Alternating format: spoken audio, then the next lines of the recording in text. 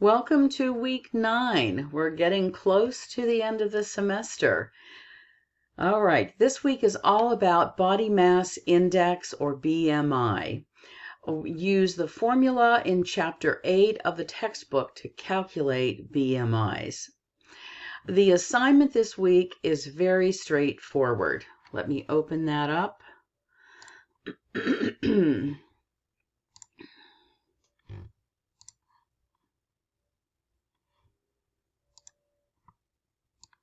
Okay.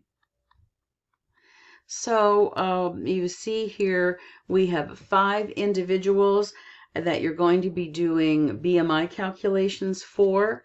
Show your work and don't forget those metric conversions. There are bonus points that you can earn by completing the calculations using US conversions.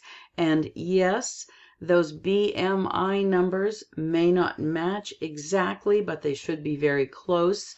And this means that you've probably calculated them correctly. All right, you'll also be submitting the follow-up Go React video this week. And checkpoint 3 opens Thursday and remains open through next Tuesday. Good luck with your second Go React video with that follow-up session with your client, and have a great week.